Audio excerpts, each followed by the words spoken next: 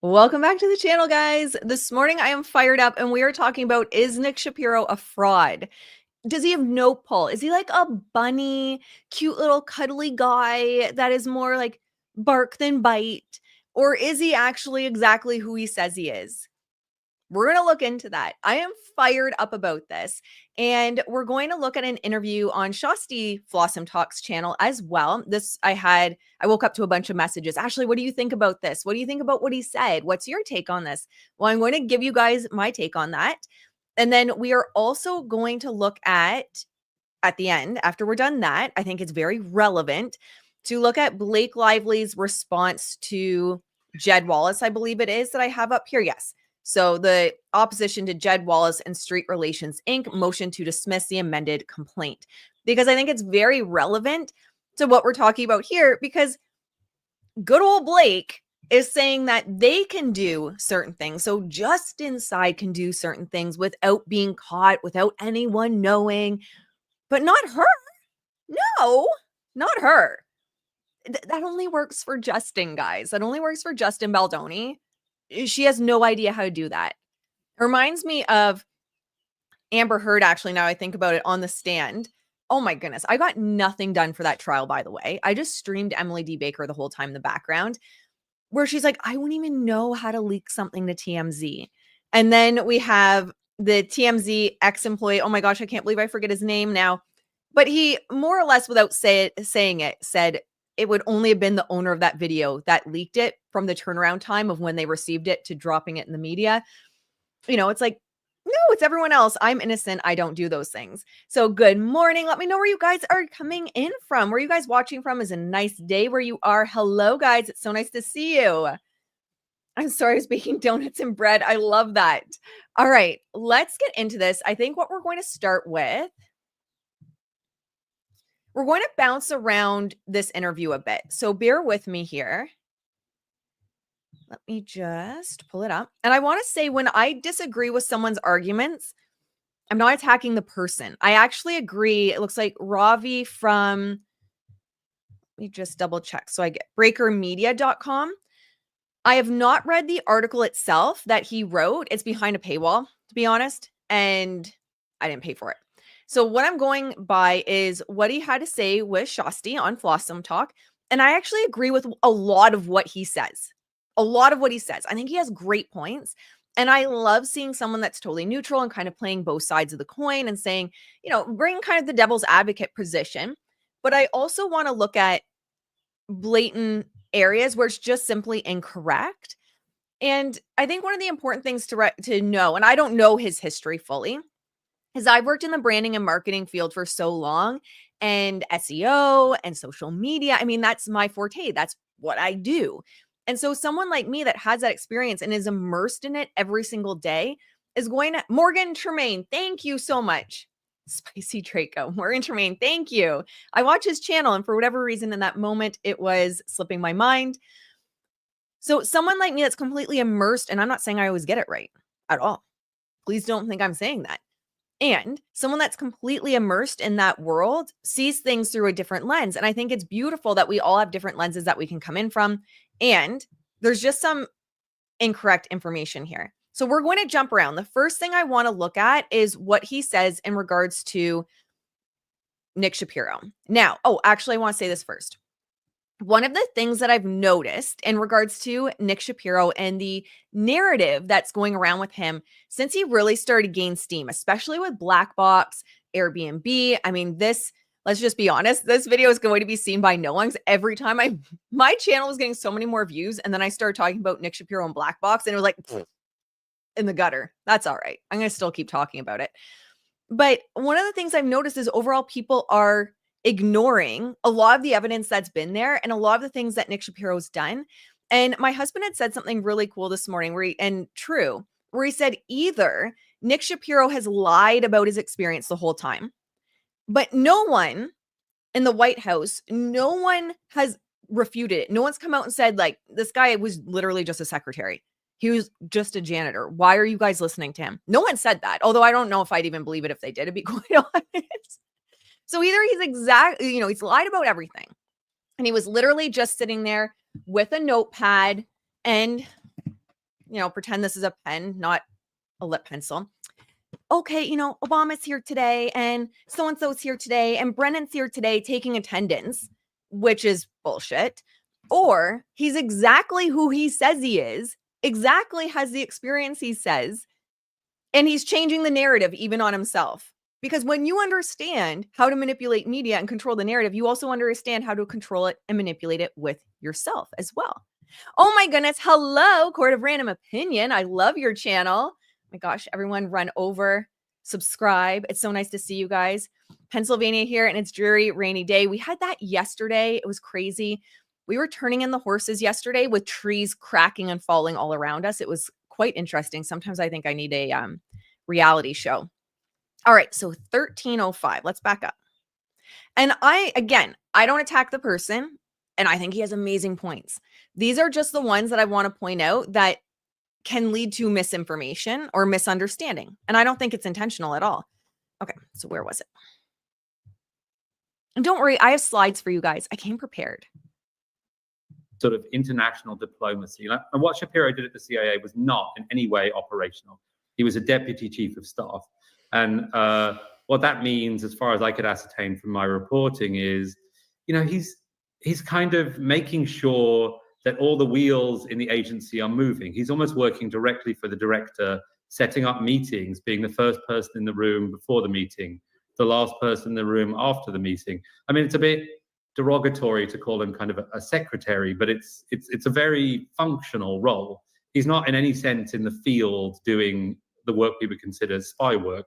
But the question is, Okay, so we're going to pause there. And I think this is, kind of a logical fallacy that we also get into as humans, just by default, so the way our brains work, is it's like, well, if he wasn't in the field as a spy and as an agent, well, then it's irrelevant to what he does in PR. But actually, it would make less sense to me and more irrelevant if he was a spy working in PR rather than what his history actually was, which was PR and communications at the White House, crisis control, narrative control. So this is where I see a lot of misinformation be put out, where people are saying, well, he wasn't a spy, so it's irrelevant. I'm like, I never said he was a spy. I don't care if he was a spy or not. In fact, whether he was a spy or not is completely irrelevant to any of the points I make in regards to this. And again, I think part of the problem is a lot of people don't understand, which is okay. That's why I do these videos for you guys. That's why I show you guys the inner workings of what's going on. All right, we're going to present it. My little presentation. We'll bounce back and forth between the video. But one of the things I also have seen quite extensively over on X especially is people talk about Nick Shapiro and these interesting accounts that seem to have no history, no followers, nothing really going on their account are coming on and saying, no, he was just a janitor there. What are you guys talking about? He had no pull. He was a janitor. And now it's evolved to secretary. He was a secretary. He was there with his little notepad and his pencil. And he's like, okay, yep, everyone's here today. Perfect. I got the snacky snacks and I've got the water. And, after you guys leave, I'll also pick up my janitor role and sweep up after you. Like, it's just so absurd because when you actually look into him, his role and everything he's done. Yes, thank you guys. Like and subscribe. I'm so bad. Luckily, I have an amazing community. You guys always have my back. I never say it. I get emails all the time from you guys telling me like, Ashley, start saying like and subscribe. So is he CIA but not a spy because the CIA has crappy jobs too? Well, yeah, that's true too. But we're going to get into who he is. Don't you worry. I got you. Okay. And I want to say I came into this totally neutral. I actually didn't know about Black Box. I didn't know about his history. I had community members come to me and say, you got to look into Black Box because, whoa, do you know who this guy is? So I went in completely neutral. But let's hear from Nick Shapiro himself, who he is. He says he's a board member, founder, and CEO of 10th Avenue Consulting. Nick Shapiro has more than 15 years of crisis management. To me, that is more relevant than being a spy. If I'm hiring you for my PR, I don't care if you were a spy on like foreign land or anything. Like that is so irrelevant to what I need you for. I need you for crisis management. I need you for your brain. And that's something actually I'm going to say before we go any further, because I will forget to circle back to that. When you hire someone like him, because another argument I hear is like, oh, he doesn't have any connections anymore at the CIA. Like, get over it. So that again, irrelevant. And I think it's just because and this is not a slight. Please don't take this as me saying it as a slight. But when you're not immersed in this world, sometimes it's hard to wrap your head around why you might be hiring someone with this experience, why you might be hiring a branding and marketing specialist like myself, why you might be hiring someone that understands SEO or PR or crisis communication, right? Sometimes it's like, well, he doesn't have his connections anymore. That's not why you hire someone ultimately at the end of the day. That's a piece of it. You want their brain. You want access to the way they think. So one of the things I hear all the time with my clients, whether it's startup entrepreneurs, CEOs, public figures, celebrities, doesn't matter, is how do you think like that? How did you see that pattern? How did you see that? I don't understand. It's because you're paying for my brain, right? You might as well just use ChatGPT. You might as well just use Google if you're going to try and do it on your own. You want access to someone's brain, what they've been experienced in, how they see things, the patterns they see. So you can't take that away from Nick Shapiro, even if you take away his contacts. Let me know if that makes sense. So Nick Shapiro has more than 15 years of crisis management, national security, and strategic communication experience in the White House, at the CIA, and the private sector. Previously, Shapiro was the CIA's deputy chief of staff and senior advisor to the director. Shapiro also served in the White House as a senior counterterrorism and homeland security aide on the National Security Council, and he was a national security spokesperson for President Obama. Those pieces are often looked past, either intentionally or not, to just say, well, he was just like an advisor. He was a secretary. That's fine. No, this guy literally helped shape the narratives around some of the biggest events in the world. H1N1 pandemic, Gulf oil spill, Boston Marathon bombing, the nuclear disasters, cyber attacks, data breaches, wildfires, floods, hurricanes. If there was a big event that was happening, Nick Shapiro was the one creating the narrative around it. That's why he's so relevant to PR. He was even the one I think I talk about on one of my slides, where he was tasked with find the right journalists, use your journalist connections to get the story out on Hunter Biden's laptop. That's who they enlisted, Nick Shapiro. So again, you're not but you're not enlisting a secretary at the CIA or the janitor, I'm sorry, to push a story about Hunter Biden's laptop. You're just not. It doesn't even make logical sense, let alone sense based on his experience. So let's look at his timeline. You guys know me. I come with the receipts. I come with everything. So, I hope you enjoyed this deep dive, because we're just going in the deep end. So take a deep breath. We're going down into the deep end of this. So his early career, White House and the CIA. So we're looking about 2009. Oh my gosh, I'm so old that I always want to say 2019. It cannot compute in my brain 2009. I can barely say the words. 2009 to 2015, Nick Shapiro served in high national security roles during the Obama administration. He was a senior counterterrorism and homeland security aide on the National Security Council. So we saw that in his own bio. You can find this all over the internet as well. Now, interestingly enough, Blake Lively, because I believe this is Blake Lively that leaked the story, I think it was for sympathy of like, look, we need the CIA to go against Justin. Like, that's how horrible he is. Blake Lively hires CIA alum for crisis PR. This was the, I believe, Variety article, and legal battle with Justin Baldoni. So it talks about his history there, that he was, just like we saw, involved in the data breaches, cyber attacks, wildfires, floods, hurricanes, pandemics. He was a spokesperson for it. In 2013, Shapiro moved to the CIA under Director John Brennan. And if we look at that video with Ravi, he does talk about that you can't track. Like, Brennan is like non-existent. You can't track him. So he even says, and I agree with a lot of what Ravi says, this stuff happens. Not being able to track people, not being able to find people, making people disappear. This all happens. It's real. And so I agree with that. So he moved to the CIA under Director John Brennan, becoming the agency's deputy chief of staff and a senior advisor to the director. In those capacities, he was not a frontline operative, right? So I have never suggested, and I don't think anyone has, that he was a spy. He wasn't. But that's, again, irrelevant to what you would want him for crisis PR. He did, however, have a seat close to the center of power because he was the one coordinating responses to major crises and shaping the message on security issues. So if something was hitting the news, which is going to become very relevant to his background with black box, and again, my channel, as soon as I said that word, oh my gosh, it's in the tanks, but I'm going to keep saying it because I really don't care. Like, whatever, destroy my reach. I'm going to keep saying it. So that is so relevant to his role at Black Box as well. But we're going to get there. Don't worry. I got Black Box as well. No one else wants to talk about it. Whenever anyone talks about his history, I've had videos up since the day that he came out as being put on Blake's team talking about this. People don't want to touch it.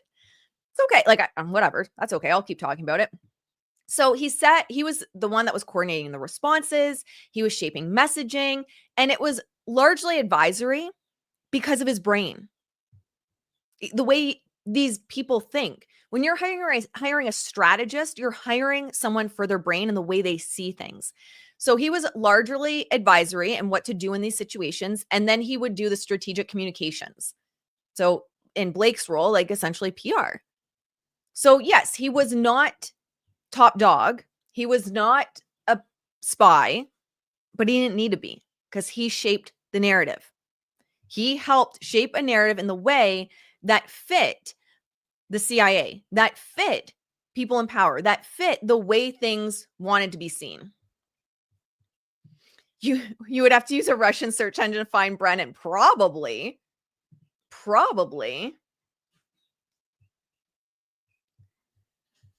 Okay, where was I?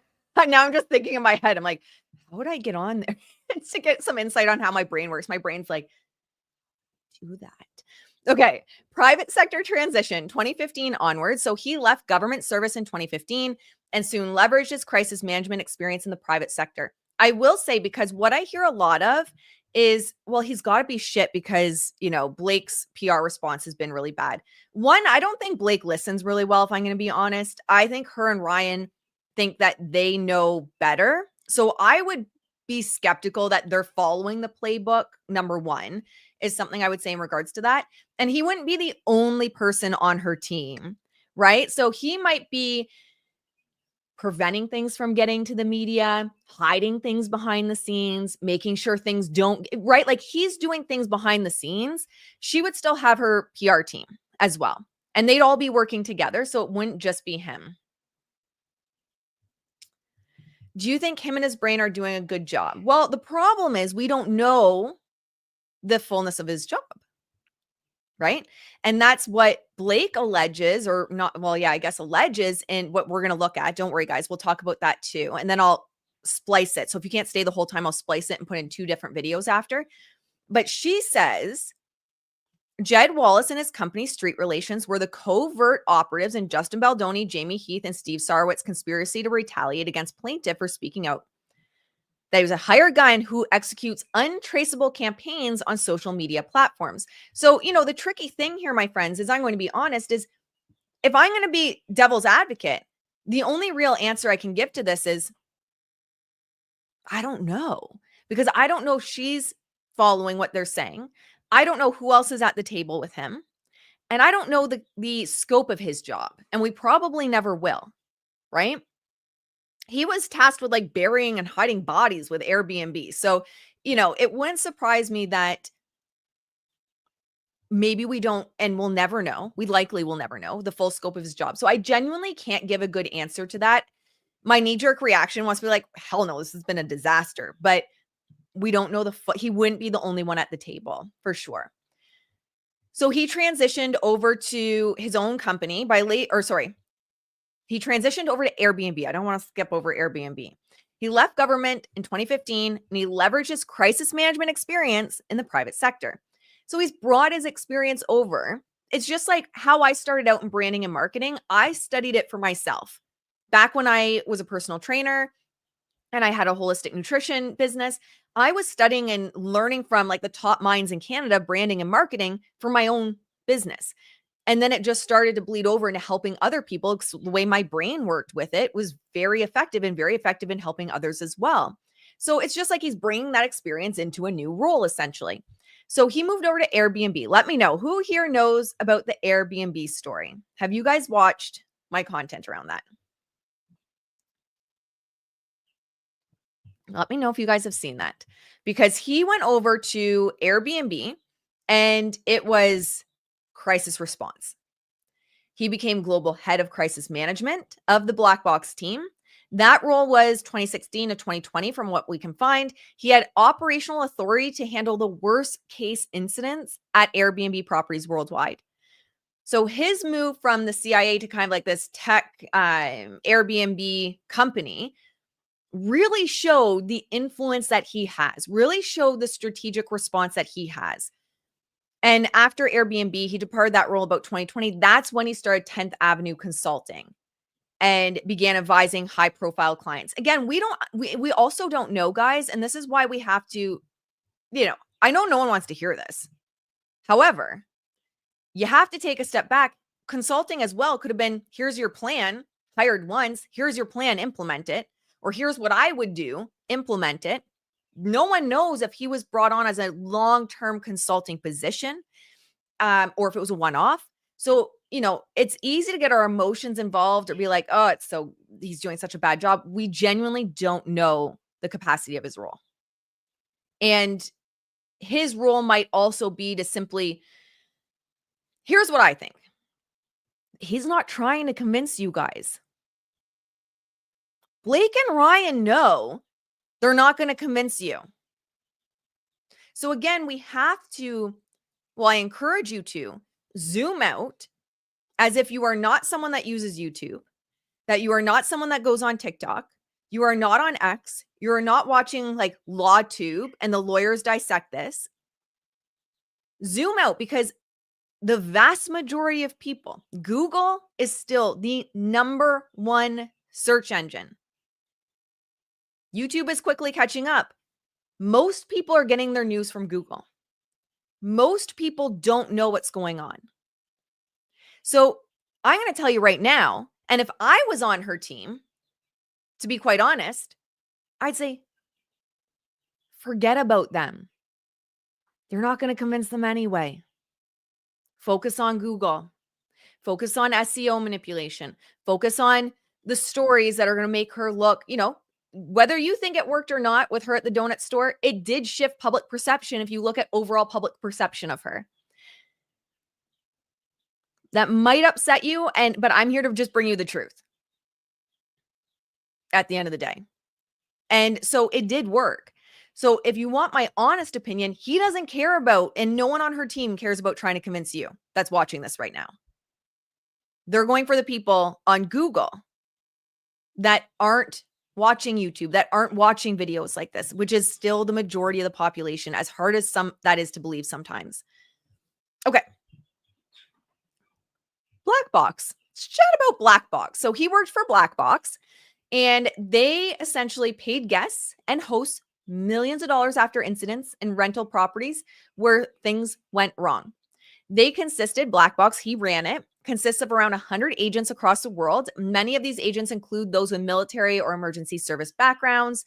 Nick Shapiro, former National Security Council advisor to former President Barack Obama and deputy chief of staff at the CIA, was among those hired to the team.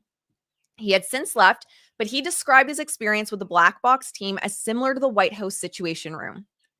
Janitors and secretaries they're not in the Situation Room with say on what's going on.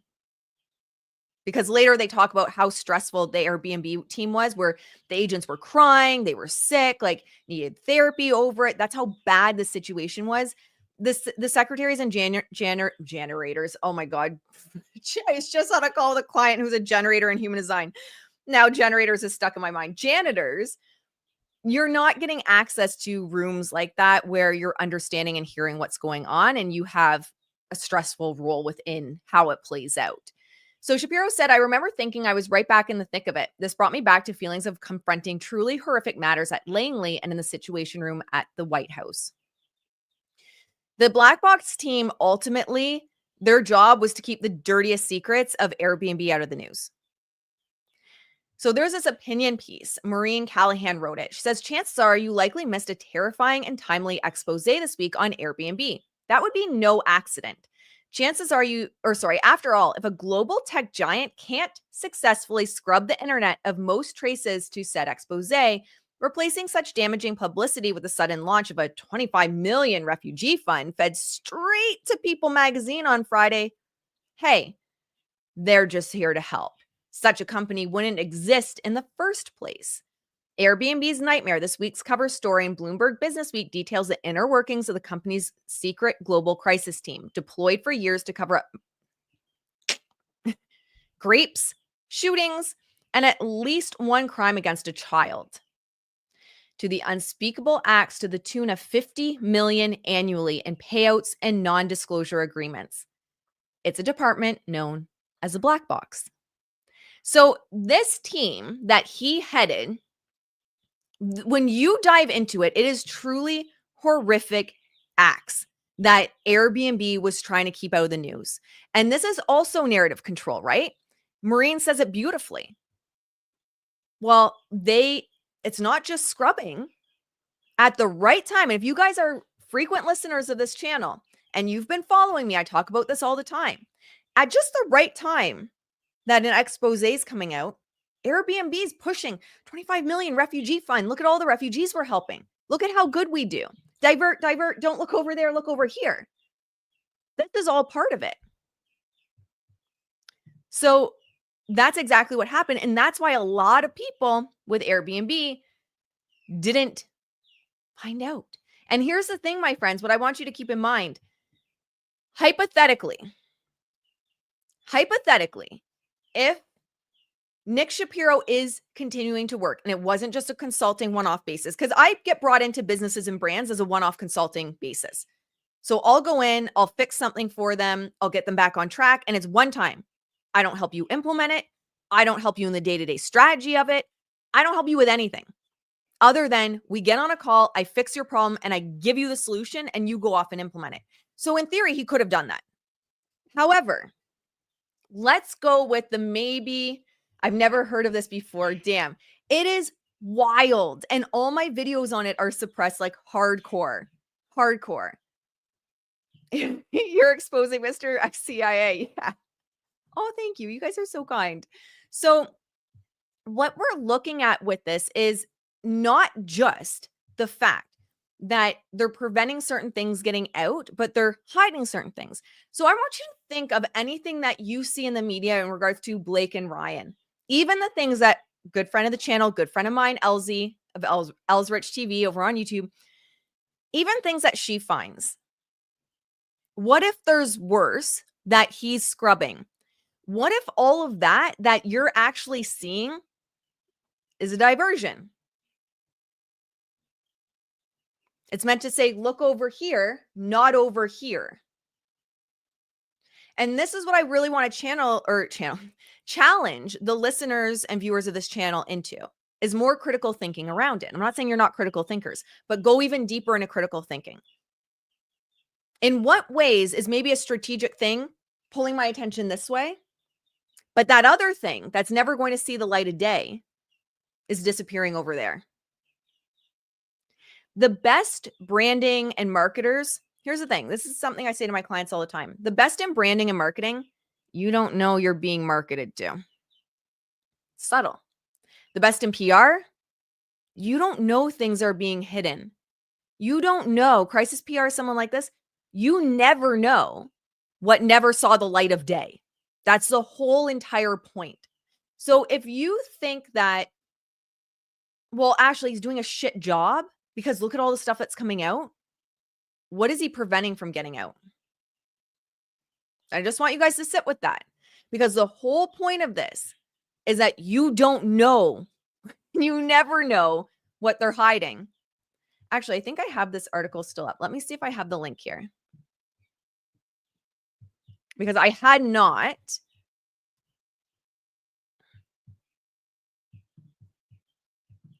let's stop this. I had not shared this one previously on my old Airbnb videos. So Maureen did a fantastic job. New York Post, how Airbnb keeps its dirtiest secrets out of the news, an opinion piece. A very good opinion, I would say. Very informed opinion. Go Maureen. I like you. Chances are you likely missed a terrifying and timely expose this week on Airbnb. That would be no accident. After all, if a global, and this is what we already read, but we're going to do this.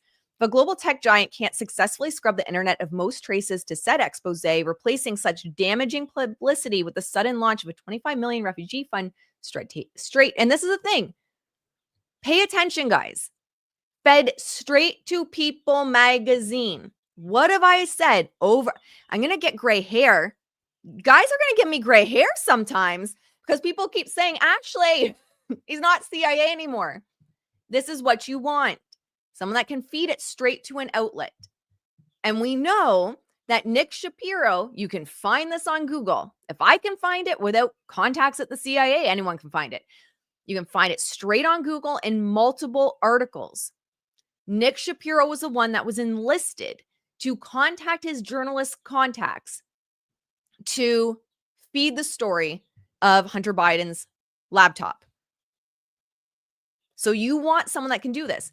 Airbnb's nightmare this week covers a story in Bloomberg Business Week, details the inner workings of the company's secret global crisis team deployed for years to cover up many atrocious things.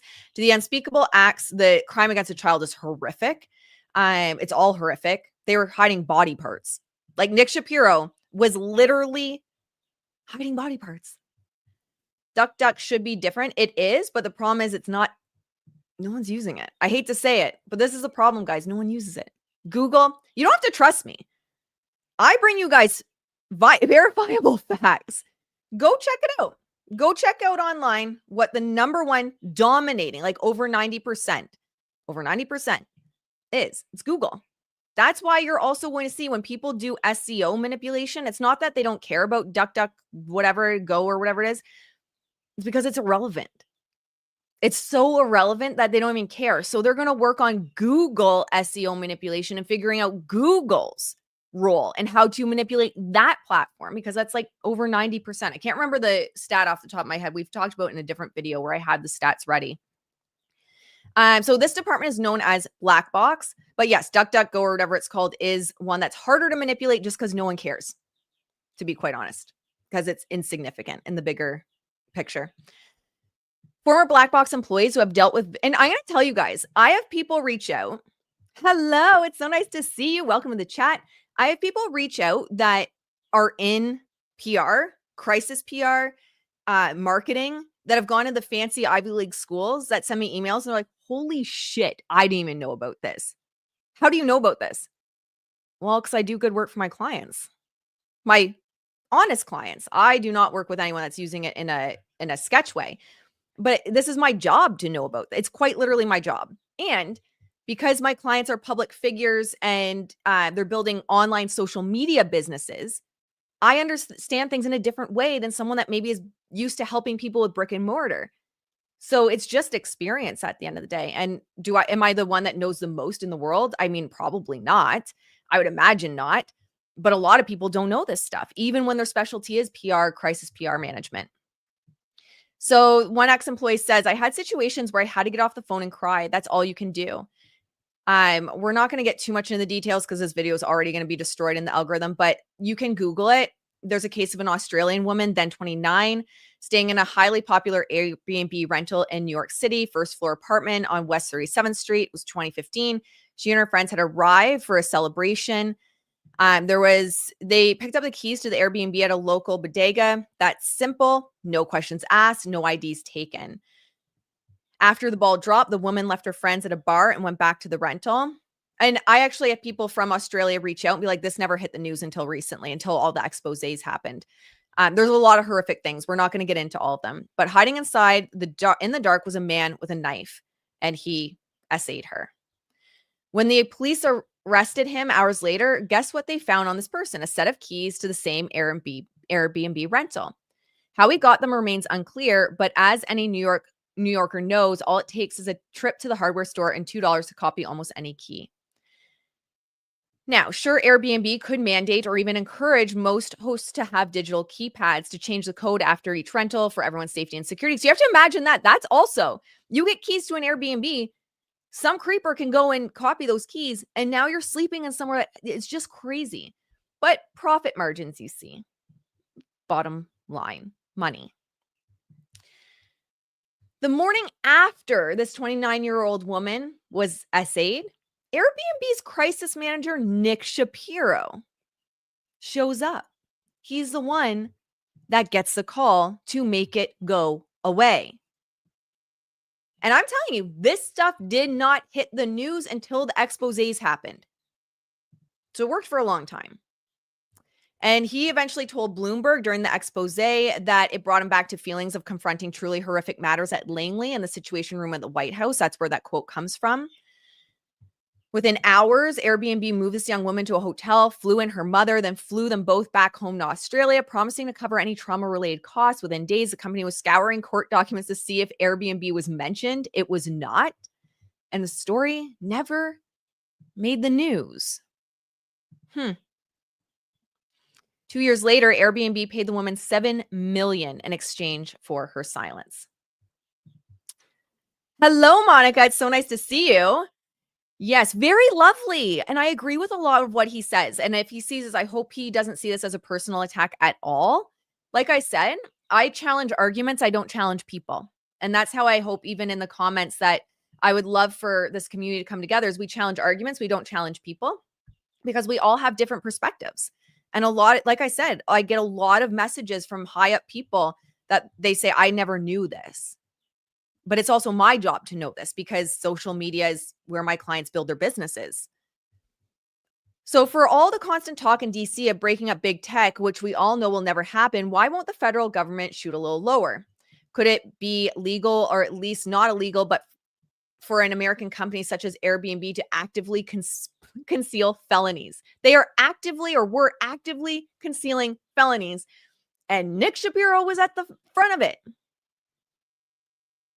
Now, interestingly enough, they knew that this was going to be a problem. Consider superstar investor Chris Seika's response when invited to join as an early investor. He said, guys, this is super dangerous. Someone's going to get essayed or murdered, and the blood is going to be on your hands. So they knew from the beginning that this was a mistake. And make no mistake, she goes on, this company has made the internal calculation that spending $50 million a year to shut victims up is cheaper than making things right. It was a money cannon, as one former security agent called it.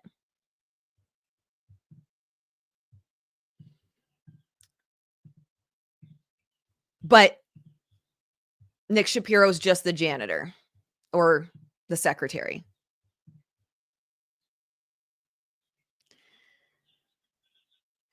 All right. I'm gonna need blood pressure meds, guys, from this case. Let's keep going, though. So Airbnb consisted of about 100 agents, and there were different hubs, and Nick Shapiro ran it. And again, backgrounds, law enforcement, military, etc. We've already talked about that. And it was essentially on the ground crisis response. So yes, and Airbnb had twisted it, right? And they're like, we're helping the victims. We're good people. We're helping the victims. They did secure, sure, alternate lodging. They did, sure, arrange counseling or medical support for victims. And sure, they did repair property damage and cover bullet holes in walls at rental properties. But most importantly, for the purposes of who Nick Shapiro is, it was damage control, legal settlements with victims' hosts, and quieting any media attention. Stuff didn't hit the news. So former team members, again, they describe these harrowing cases of guests finding dismembered human remains, hosts and guests attacking each other, child abuse incident. But interestingly, none of that made the news. It was all met with swift, discreet action by black box agents. And this is what I'm telling you guys. This is the most important piece. You have to think outside the box. what a lot of people are doing are thinking, well, Nick Shapiro sucks because look at what we're getting. Like, LZ exposed this crotch grab that Blake Lively did on A Simple Favor. And, all these clips of Ryan Reynolds are coming out. You don't want to worry about and wonder what you're seeing. You want to wonder about what you're not seeing, just like this. The amount of things, yes, exactly. The amount of things we don't know as a public is gross. Thank you, Monica. Exactly. Chief of staff are incredibly powerful. Exactly. Absolutely. Absolutely. So when we look at Nick, I want you guys to, and again, this is hypothetical because we don't even know his role. He could be brought in like how I'm often brought in for branding or marketing or SEO, where you hire me, I look at the problem, I give you a solution, and that's the last time I see you. I don't implement it. I don't help with the day-to-day workings of it. And that's most of my work. Because for most people, unless I really like the client, I don't care to be doing the rest in the implementation work. It has to be like something really aligned with me to take that on. So in theory, could he have just done like, hey, this is what I would do and walk away? Sure. We don't know. But what you want to start looking at is not what you do see, but what you don't see. That's what it's about. So Airbnb, again, this is all the harrowing stories that we've looked at, just horrific situations. And he was global head of crisis management. So he was top dog and he was given blank checks. So he was told basically spend freely to make things go away. Now, another thing. So let's actually flip back to the video because I think I have another timestamp that I wanted to talk about. And again, I like a lot of what he says, and this is not an attack on him as a person at all. I think that's, again, one of the most beautiful things is we all have different experiences that we bring to the table. All right. 9:15, I believe we're going for.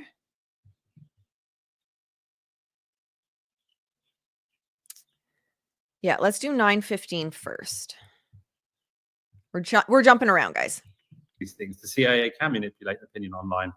Maybe it would cut both ways. Maybe if he can do it, she can do it.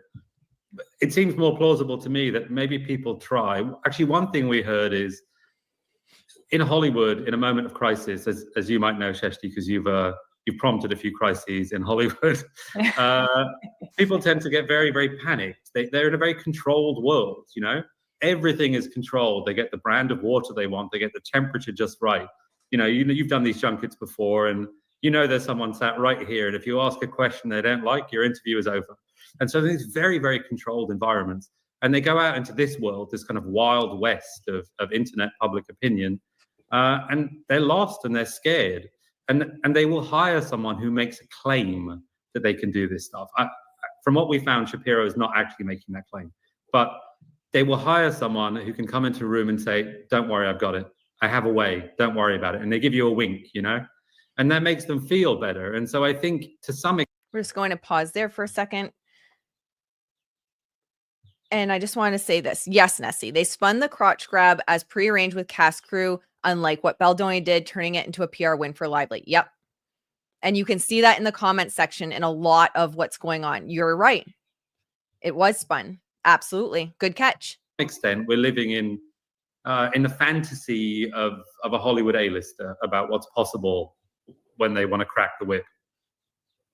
But I think you said somewhere in the article, you said that he's planted stories involving Casey.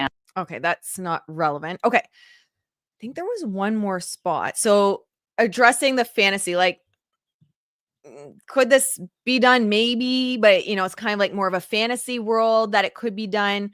I think 5:30 is another place. So I just thought I'll start pulling on the thread and see what happens. And what we roughly found is, you can do this stuff. Like, it's possible to pay off Wikipedia editors. It's possible to use influence at places like YouTube or Instagram. It's just not easy. Yes. And it didn't seem likely to us that Nick Shapiro in particular was doing all of this stuff. But then again, it wouldn't seem likely to us, would it? Otherwise, there would be no function in doing this stuff. And I agree with him there. There would be no function in doing this stuff. right? Like the whole point is to keep it covert. But where we're going to look at is it actually is quite easy. And oh, one more spot. Turn it pro, anti. Oh, shoot. And did not like the way this lady was presenting herself. They were fans of the book. They didn't feel like she was doing honor to the book. They didn't believe her accounts of what happened on set, and they were negative about that on the internet. And the alternative to that is there are people with dark, nefarious powers who can manipulate public opinion. You know, using a dial, they can turn it pro, anti. And one of those things seems much more plausible to me than the other. Now, if we dug into Nick Shapiro and we found, hey, this guy can do these things, the CIA can manipulate opinion online, maybe it would cut both ways. Maybe if he can. Okay, that's what I was looking for. There is proof. There is proof. And that's exactly what we're going to do next. Let me get my slides back up. My little janky slides. They're not as fancy as, you know, Candace Owens or anything, but we've got slides. All right. So can the CIA manipulate opinion online? So that was like, you know, if we found proof that they could, oh, my friend, there is so much proof that they can. There is so much proof. I'm like, my temperature is going up just thinking about all the proof. And then we're also going to look at how easy is it to manipulate Wikipedia. We'll also look at that. Okay. Revealed. U.S. spy operation manipulates social media. Again, if I can find this stuff, guys, and I think I actually have that full article up. Let me see if I can find the full article. I do believe I have the... Shoot. I just closed it.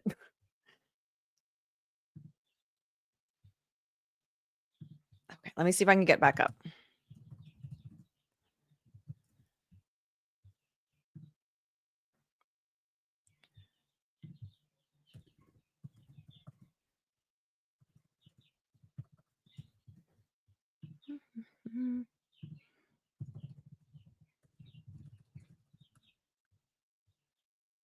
There we go. Okay, so we'll read this slide first, and we'll pop over to the full article, this one here, military sock puppet. So if you guys, make sure to like and subscribe, guys. I have a lot on this as well. I've done a lot of exposés, so make sure to check those out as well. I think it's under just the expose heading on my feed. I try to organize things as best as I can. Okay. So sock puppet accounts, that's something that we've talked about a lot here on the channel. It's become increasingly common to use sock puppet accounts, and that's using fake online personas to influence discourse. And we talked about that with Ryan Reynolds. He created sock puppet accounts in this whole drama of was he, wasn't he, in Kingston, Ontario, not too far from me. So he also used sock puppet accounts for that. So governments actually pioneered this. So yes, the CIA absolutely on the day-to-day manipulates the opinion online, and it's super easy. So for example, the US military's CENTCOM contracted software in 2011 to manage large numbers of fake social media accounts or sock puppet accounts to covertly spread favorable narratives. Such software allows a single operator. So he had said, you know, like, I can't see how it would just be Nick Shapiro. Like, how does one person do all this? Software. So one person would have like thousands of sock puppet accounts. So they control all of these fictitious profiles, creating an illusion of grassroots consensus. That's the important piece. The intent is to crowd out unwelcome opinions. So when you go to like a comment section and it's just like this, it seems very similar. The narratives that are coming up, those are typically sock puppet accounts. So the idea is crowd out unwelcome opinions. Just like if we look at SEO manipulation, the whole point is to like suppress the stories you don't want out there, right? You just flood Google with the stories you do want out. So in the corporate and political PR realm, these same techniques are available for hire. You know, there's exposés on this.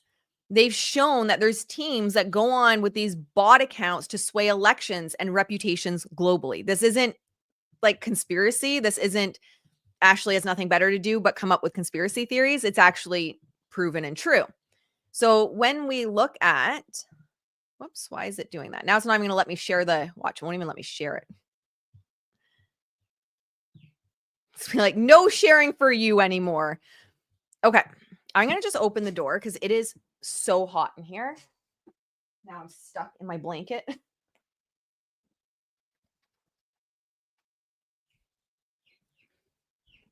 Oh my goodness, it is way too warm in here. And I need more coffee. I'm running out of coffee, which is, I think I only had 1 cup. That is an atrocity. Okay. Hello. How do we contact you for a consultation? You can go to ashleybriannaeve.com, 1N. So I have all the information up on there, and also like a contact form if you wanted to chat about what might be right for you. I'd love to chat.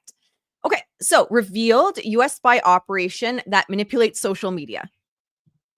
So again, yeah, it's possible. Military sock puppet software creates fake online identities to spread pro-American propaganda. And, I get sometimes people saying that, why are you making this political? I'm not making it political. I am just telling you guys legit what goes down.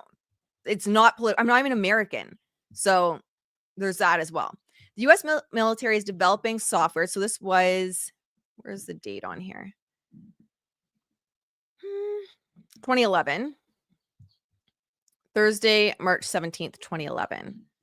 Is developing software that will let it secretly manipulate social media sites by using fake online personas to influence internet conversations and spread pro-American propaganda.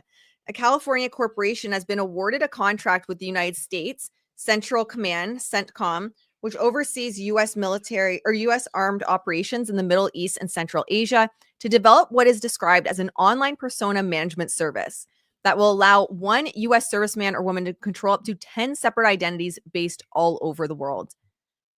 So it gives you that illusion of 10 different people in Reddit or 10 different people in the comment section supporting something when it's literally just one person. And it can be like even a government person. It can be someone on, for example, allegedly Blake Lively's team. But one person is controlling many accounts. The project has been likened to web experts to China's attempt to control and restrict free speech on the internet. Critics are likely to complain that it will allow the U.S. military to create a false consensus in online conversations, crowd out unwelcome opinions, and smother commentaries or reports that do not correspond with its own objectives. So yes, they do this. The discovery that the U.S. military is developing false online personalities known to users of social media as sock puppets. You guys would know that, because I talk about sock puppets all the time. I'm going to need little sock puppets to talk about sock puppets. But yes, that's where the name came from, right? Like quite literally sock puppet accounts. It's you and you are controlling the sock puppets, but the sock puppets aren't real. That is quite literally, it's as simple as and basic bitch as that. So the CENTCOM contract stipulates that each fake online persona must have a convincing background, history, and supporting details, and that up to 50 US-based controllers should be able to operate false identities from their workstations without fear of being discovered by sophisticated adversaries. The technology supports classified blogging activities on foreign language websites to enable CENTCOM to counter violent extremists and enemy propaganda outside the US. So anyway, we don't have to go through all of this, but essentially, yes. Oh, crap. I need to plug my cell phone in. 1 second. Sorry, guys. Got that plugged in. We're not going to lose anything. Perfect. Okay. So yes, the answer is yes. Absolutely. That can be done. And it's done every day. And now it's used in PR. So again, that was originally pioneered by governments. So in crisis PR context, a company or individual under fire can deploy bot farms. So one of the arguments in that video I've been sharing had said is like, it's not easy. It's so easy. Bot farms are so easy. It is so easy. Or sock puppet social media accounts to flood social challenge with their talking points to harass or discredit critics or to boost supportive voices. Whether or not Shapiro, and I just want to add this, has employed such methods directly, I don't want to say he has. I'm just saying this is possible, right? If in theory he wanted to. I'm not saying he has. For legal purposes, I am not accusing him of having done this. I am saying it is possible he could have done this if he was so inclined. The reality is even his intelligence background, so his background in government, which is where all of this originated, means he knows it exists. He's not some rando or new to PR where he wouldn't know it exists or not. And this is what I said. You hire someone for their brain, the way they see things, the way they understand things, and the experiences they have. And that's often why hiring a specialist like that can be very expensive, because you're hiring them for something that only they can do. New sub for me, but I also like HG Tutor. He analyzes narcissists. Very cool. That's very cool. My background's in psychology, so I do love, which is also why I see all this from a psychology lens. So I do love stuff like that. So again, true or not, whether it has been employed in Blake's case, although I will say it's pretty obvious it was employed for Ryan Reynolds, with was he in Kingston or not, because at the end of the day, it was pretty obvious. I'm in the Facebook group and it was pretty obvious what was going on in it. And I have a video on that as well. You guys can check out. He knows it exists and he knows how easy it is to control the narrative through them.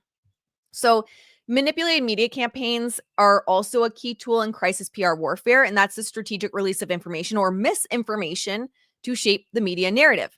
So Shapiro orchestrated, he was the core guy, he is who they went to disseminate the Hunter Biden laptop. That is misinformation. They all knew it was misinformation.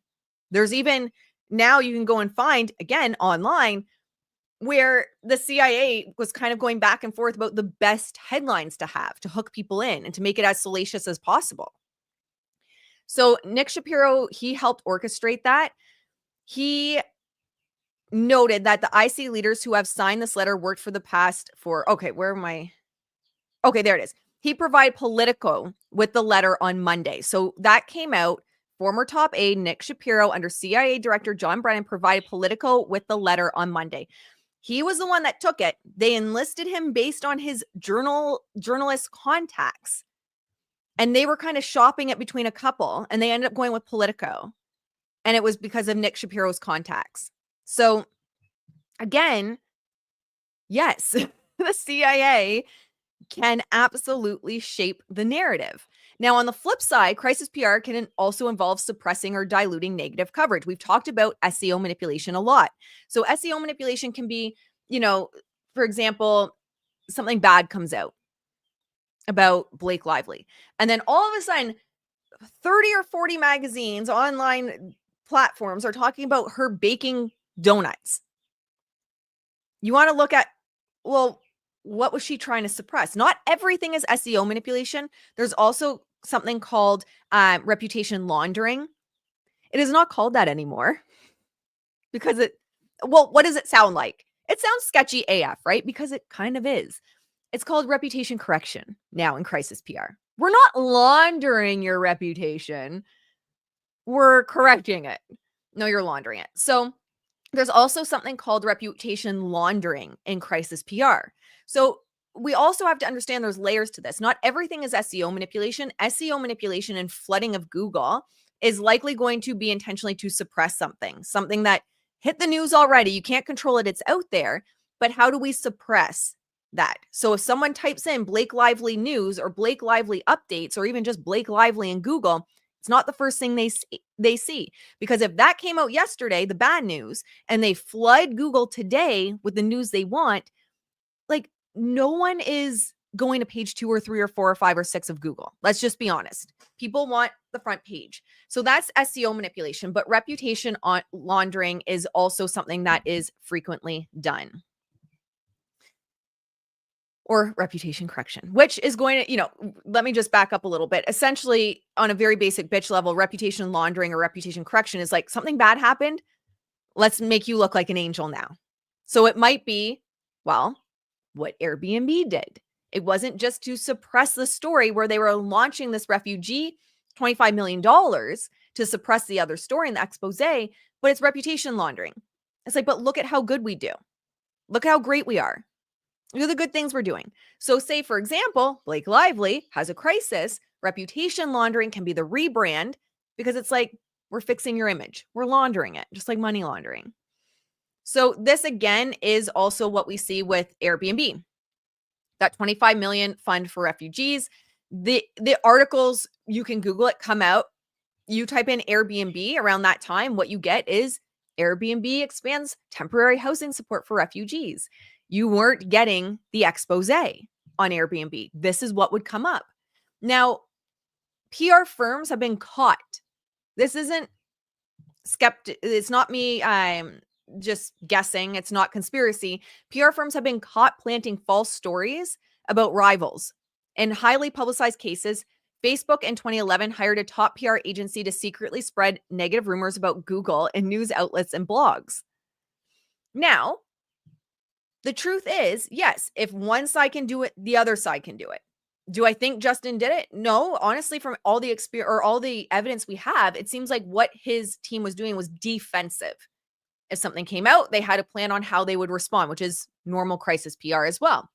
I don't see anything that legitimately says that they had this campaign against Blake. And from devil's advocate perspective, anyone can technically do it if you have the right PR team. So the agency seeded so this is going into here. So Facebook in 2011 hired a top PR agency to secretly spread negative rumors about Google and news outlets and blogs. The agency seeded anti-Google privacy concerns with reporters and influencers attempting to ignite a wave of bad press for a competitor.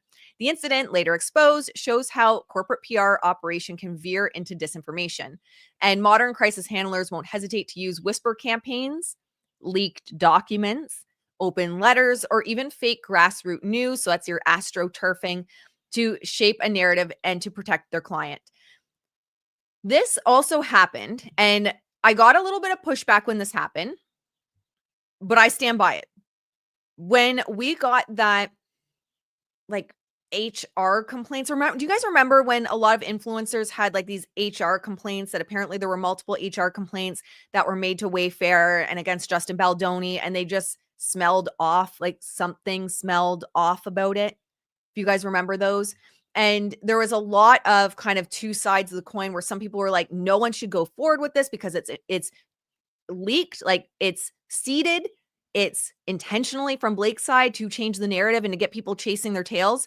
And then there was the other side of like, no, we should do it, but we should like expose it for what it is, for being fake. But that narrative of these like fake HR complaints that came out in support of Blake and against Justin fit into like the seeding of information to shape the narrative and to control the narrative. So they're called whisper campaigns, but they can also just be leaked documents, open letters, or fake grassroots. So astroturfing. All right. So also when we're looking at this, like I have a lot here and I want to get into the new documents from Blake as well. But again, not surprising. We also have big crisis PR firms. This is Weber Shandwick, a global PR firm that has also found itself analyzing disinformation campaigns as part of reputation defense. So we're understanding and we're seeing how misinformation, especially in a digital age, is being used against people. So that's usually called like dark PR or black PR is what it's called. So PR professionals, when they deploy disinformation, such as fake social media engagements, bogus reviews, astroturfing, that's black PR or dark PR.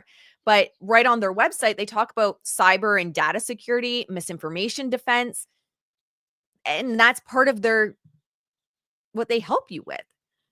Now, finally, I want to look at, can anyone edit Wikipedia? Well, yes, they can. Technically, anyone can edit Wikipedia. So we saw that in the interview as well on Shasti's channel with Ravi. Technically, everyone can. And I get what he's saying where it's not easy.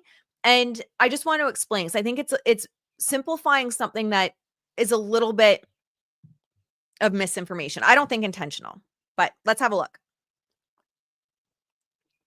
Technically, anyone can edit Wikipedia. That's the entire premise and point of the platform. It's open source encyclopedia. Where it gets murky, that it's not hard to edit it, it's hard to have it stick. All right, that's where it gets tricky. Not hard to edit it, hard to have it stick. So pages tied to like a public figure, political players, celebrities, controversial topics are often locked or semi-protected. So that means that like anyone can't just like walk in, change it, and have it stay there. And that's like if we look at Shasti's page as an example, what happened is like you'd see back and forth, like something was edited and then taken away, then edited and then taken away, then edited and then taken away. That's what will end up happening, right? So if you or me go in and we don't have anything to back up something, we're just adding it to someone's Wikipedia, it doesn't stick. It's going to be taken away. So that's where it gets a little bit tricky, but it's still not hard. Okay. So where does the pay to play come in? Where does it start to get tricky? There's a whole underground economy, guys, where reputation management firms and PR agencies will pay veteran Wikipedia editors to make strategic changes that stick. These editors know how to navigate the rules. It's just like SEO manipulation. Like actual legit SEO and SEO manipulation are two different things, right? And that's why I said people don't care about DuckDuckGo or whatever it is. Like no PR person is like, oh my God, how do we control the narrative there? Because it is so irrelevant. It doesn't even matter. They don't even care. They're going to go for Google, right? They want to understand, how do I manipulate Google? So here as well with Wikipedia, there's editors that know the game, how to navigate the rules, cite the right sources, bypass detection, reverse edits that the casual user might not get away with. Some of these firms have even been exposed for creating fake sock puppet accounts to manipulate pages, sometimes in exchange for thousands of dollars per edit. So it's not hard. You should be a college professor. You could make such a great impact on the young adults in higher education right now. Well, thank you, my friend. Thank you. All right. So the truth, you don't have to pay to edit Wikipedia. You don't need any fancy, again, connections. It's how do I get it to stick? So that's where black hat PR money gets involved, my friends. There's a black market. Yes. Like it's wild what goes on. It is wild. Of paid editors. So again, this is going to help you avoid detection. So an example of, let's use this example. So these people are going to work hand in hand with reputation firms as well. Media laundering, reputation laundering. Let's use a simple example. A PR firm lands a planted article in Forbes or Business Insider. So remember, if you know Wikipedia, you need to have like a source, right?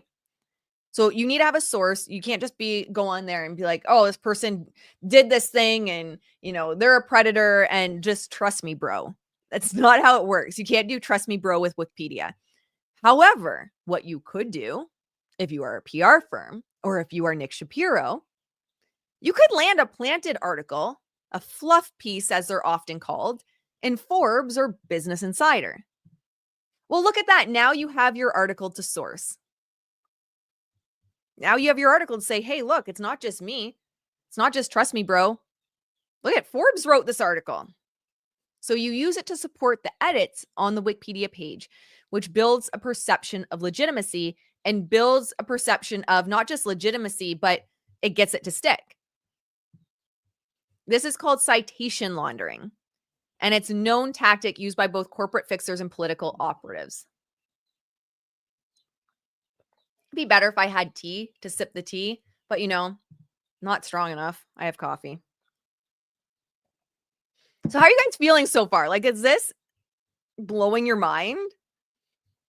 So this is the problem with Wikipedia, and Shasti's account is such a great example. Because if you go in, and she talked about that when they talk about it on the video, she says, there are like 50 edits a day. Well, it's because someone's going to go in and put something that's not truthful, or not truthful. That's not what I meant to say. They're going to go in and put something that's not backed up by a source. That's what I meant to say.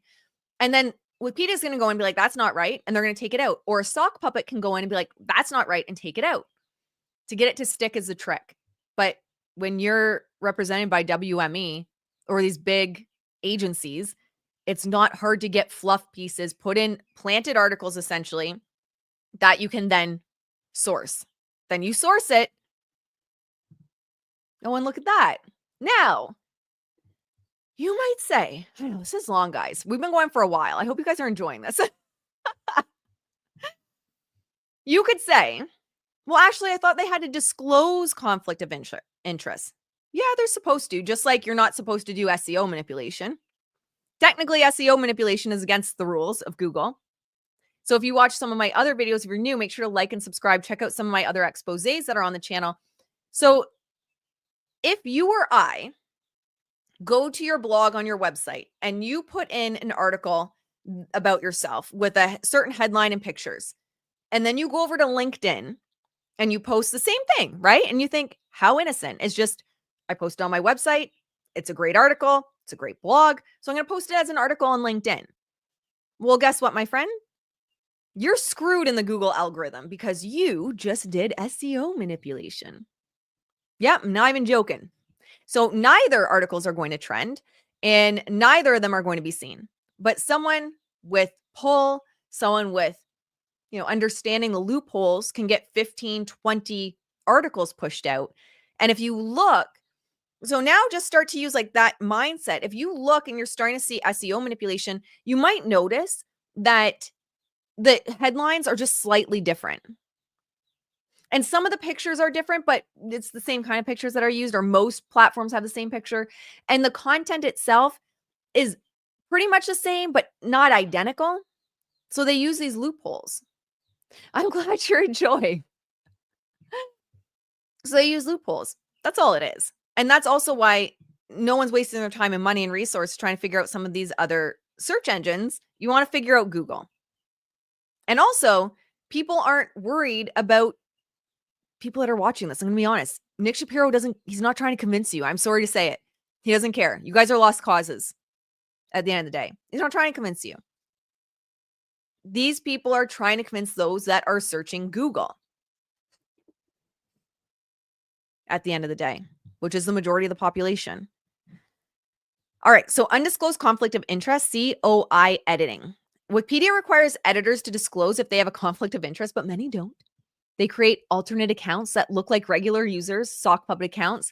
They push favorable changes under the radar and even pose as concerned members of the public to remove controversies or reframe events.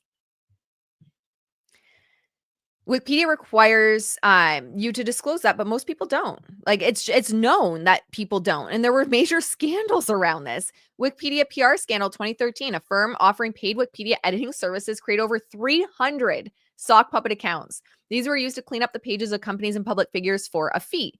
They were eventually banned, but not before doing serious narrative laundering. And Operation Mockingbird was kind of, we've talked about that a lot on the channel. We have a video talking about it. I'm actually going to play you guys a little trailer, which we've played previously on the channel, about how the CIA also impacts media, but, not directly tied to Wikipedia itself, but just the idea of agencies and individuals shaping media perception. So yes, the truth is you don't need to bribe anyone at Wikipedia necessarily. You can go in, you and I can go in and make edits. The question is, will it stick?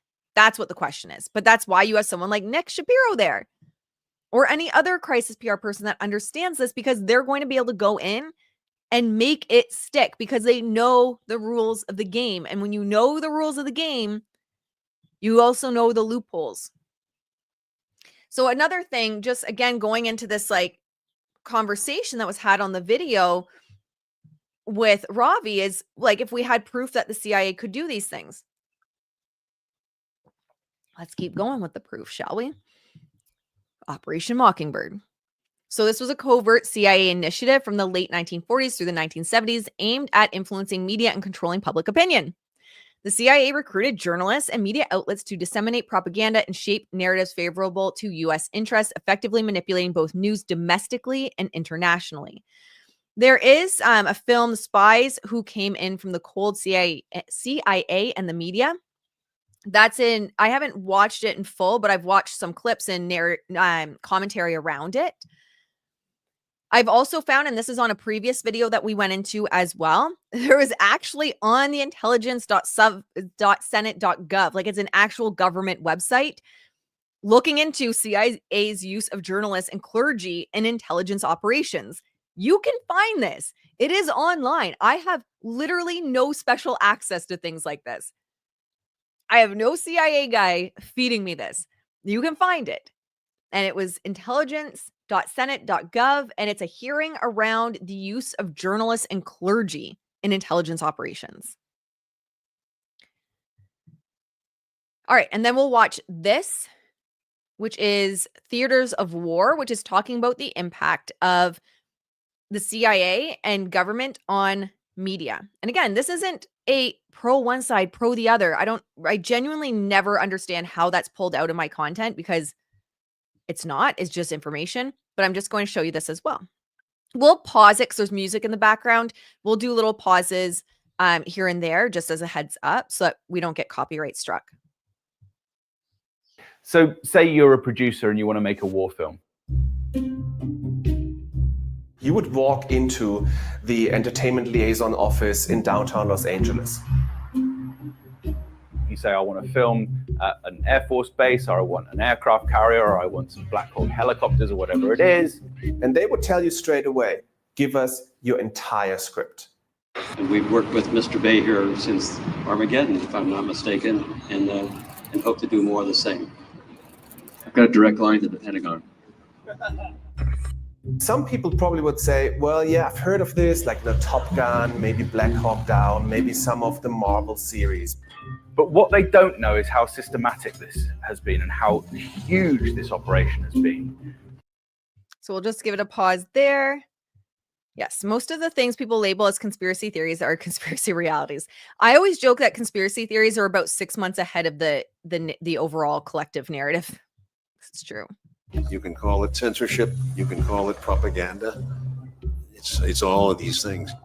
Now these freedom of information requests that have been successful allow us to actually look at that list, and it's stunning. What we've found is that thousands upon thousands upon thousands of products have been affected and are often rewritten at script level by the national security state in the United States. So again, this is just going back to the conversation with Robbie, who I genuinely like. This is not an attack on him. This is just what we have publicly to show there is massive impact and proof that government, PR agencies, people like Nick Shapiro have the potential to control the narrative. And do. Do normal people know about that? No, of course they don't.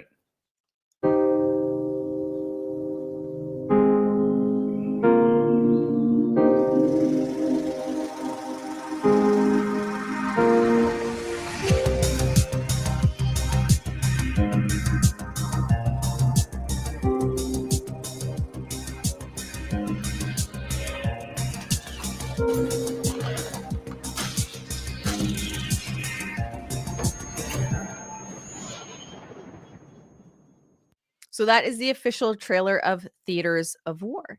So yes, this is done a lot.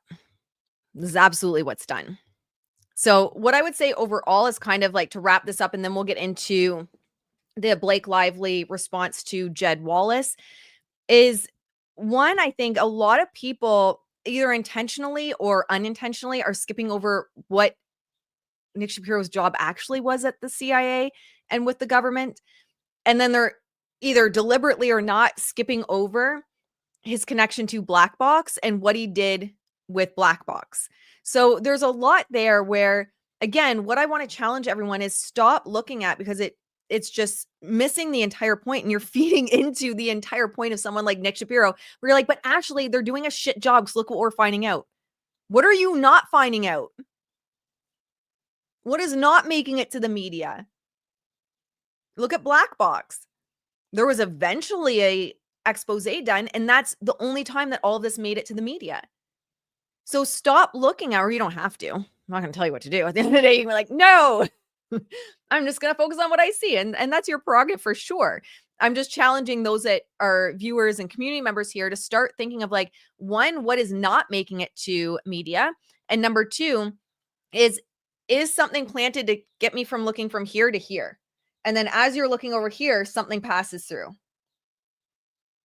Because if your attention's over here, you don't see what's going on over here. So an example of that could also be how, I don't know if it's actually or not, because I'm not sitting in the rooms with Ryan Reynolds and Blake Lively, but could be all these weird photoshopped images that Ryan keeps putting out. Ryan Reynolds. He had the weird photoshopped image in Kingston, and then the weird photoshopped image of him on his motorcycle in his stories. And it's not associated with SEO manipulation at all, because there was nothing to suppress on Google. Guys, we have to start thinking they're not trying to suppress shit on X. On X, what you're going to get more, on YouTube, what you're going to get more, and on TikTok is suppression of hashtags, suppression of topics, and sock puppet accounts in the comments. That's what you're going to get more over there. They don't care about SEO manipulation. There's not SEO manipulation over there. That's what they're doing. suppress the hashtags, suppress the topic, and have sock puppet accounts in the comments. But it's very possible. But start to look at, what do I not see? And if something like Ryan Reynolds with his weird photoshopped images gets me looking over here, what's going this way? Another thing you want to look at is information dumps or article dumps on late Thursday and a Friday. Usually that's stuff they don't want you to know about, or stuff that they just want to kind of like sneak in under the radar from a PR perspective. So Ryan Reynolds inking that deal, which had probably been done for a while, right? I can't remember, was it Disney or something? Ryan Reynolds inking that deal, it came out on like a Thursday night. And it was like hush hush. It wasn't them blasting it in terms of like, oh, looky, what happened for us. The fact that they put that out there on a Thursday night tells me more that they were like, well, it's going to come out anyway. And this has been, there's no time like now. Let's just like sneak it in. So those kind of things you want to start paying attention to. Okay, let's flip over to, we're not going to read the whole thing because we've already been talking for an hour and a half, but there's some things that I want to look at here. Let's flip over to Blake.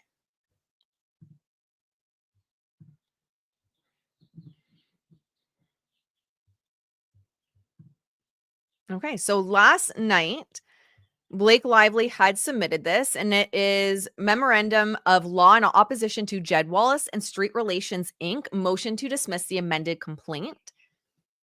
And I just thought this was so fitting for what we talked about in terms of PR and manipulation and narrative control. So I thought we'll just follow with this. We'll just go straight into it. Introduction and summary of argument. Jed Wallace and his company, Street Relations, Inc., were the covert operatives in Justin Baldoni, Jamie Heath, and Steve Sarowit's conspiracy to retaliate against plaintiff Blake Lively for speaking out about Mr. Baldoni and Mr. Heath's misconduct on the set of It Ends With Us, the film. Mr. Wallace is a self-described hired gun who executes untraceable campaigns on social media platforms. In this case, despite Mr. Wallace boasts about his clandestine abilities, he and his company got caught, even without discovery. The facts available to Ms. Lively already show that Mr. Wallace and Street Relations joined and actively participated in the conspiracy to bury Ms. Lively and destroy her reputation in retaliation for speaking up about SH. I genuinely think we've just seen the opposite, to be quite honest.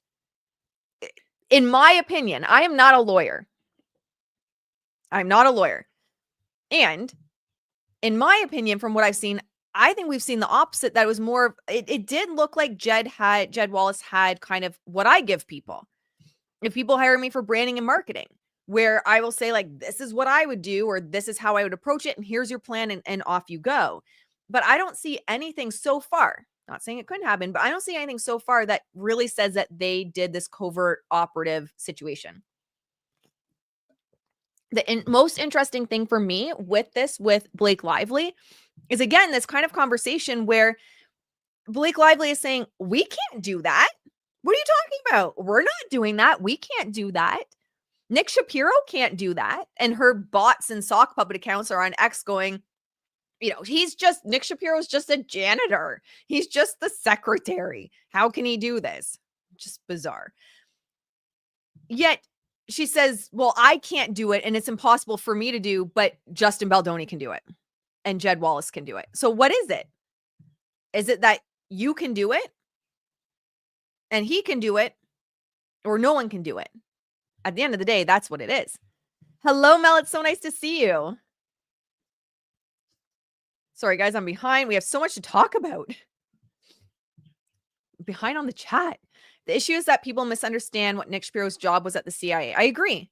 Ari Emanuel's brother, Ram, now planning to run for president, was Obama's chief of staff for a time. Yes, we also have videos here talking about Ari Emanuel's connections to politics. We've done... Good point. Again, guys, if you're new here, check out the expose playlist or title or whatever we call it on whatever the cool kids call it on YouTube. I think it's a playlist because I have a bunch of exposés there. So yes, that's my biggest problem with this is she's trying to say, well, no, like that doesn't happen, but in the same thing that he does it. Their co-defendants' own text messages and emails, including with Mr. Wallace, confirmed that the Wallace parties knowingly joined a conspiracy designed to harm Miss Lively, knew what the conspiracy was trying to accomplish, and helped that happen. Again, from what I've seen, maybe there is some like crazy shit that we have not seen yet. I feel like everything was, if A happens, we do B. If C happens, we do D. From what I've seen. And I think from what Jed has said himself as well, actually. The other co-conspirators could barely contain their glee at how successfully the Wallace parties executed the plan. That's again taken out of context. It's so taken out of context. I feel like Blake and Ryan just project. It's like, we do this stuff, so everyone must do this stuff. That is taken so out of context. They're really willing to die on the hill of those text messages they took out of context. They're like, they have staked the flag in that hill. And they're like, we will die on this hill, even though it doesn't give the full context at all. And we have the full context on Justin Baldoni's website. Patting themselves on the back for their amazing work, defendants Melissa Nathan and Jennifer Abel celebrate the conspiracy's total success in achieving a shift on social due largely to Jed and his team's efforts to shift the narrative towards shining a spotlight on Blake and Ryan. Instead of, and let me know, guys, is there text messages I have completely missed? Because from my understanding of the case, and mind you, with my business, I'm not up on like everything every day, so I could have missed something. But from my understanding, there's nothing that actually proves this. But again, maybe I missed something, and I'm always open to being proved wrong. Instead of Mr. Baldoni and Mr. Heath's misconduct, the Wallace party's efforts were so successful that Miss Nathan commented that the majority of socials are so pro-Justin, I don't even agree with half of them. LOL. And added that it's actually sad because it just shows you how people really want to hate on women. Now, here's the thing. Because I did see that text message and I can't remember the full context of it. But two things can be true at once. You can find it sad that, let's just go with this, okay? Let's just pretend this is true. You can find it very sad that the internet is just wanting to tear down women. And it can also be true that you were not executing a smear campaign, a covert smear campaign. Both things can exist at the exact same time. See, that's what I thought as well. There were only text messages that were sarcastic and her team removed the emojis. That's what I thought. Listening from Colorado, welcome. Colorado's always been a place I've wanted to visit. I don't know why. It's just always been a place I've wanted to visit. Still, these were the efforts that Miss Nathan saw as a total success, as does Justin. When another woman came forward to describe similar misconduct she experienced at the hands of Mr. Baldoni, the co-conspirators turned to the Wallace parties, with Miss Abel reporting that we flagged to Jed and his team for more serious action on the social side. And I believe Jed Wallace had said they looked at what was going on and it was all organic. So they didn't actually have to implement anything. From my understanding. See, that's what I thought as well. They removed context on both sides of the text messages too. Interesting. I thought so. Okay, well, I'm not going crazy. Some days with this case, it's so hard to keep up on it that you never really know what you missed. But the Wallace party's motion ignores all of this, along with the rest of the amended complaint, in favor of a self-serving and unsupported narrative, denying any wrongdoing, any joining of conspiracy, and any connection to New York. Each of the Wallace party's individual arguments are legally meritless and contradicted by the detailed allegations in the amended complaint, which must be taken as true for the purpose of this motion. First, the Wallace parties argue that they are not subject to personal jurisdiction in this court, but their sole argument against Miss Lively's theory of personal jurisdiction, a conspiracy-based theory, is that the Wallace parties did not join any conspiracy.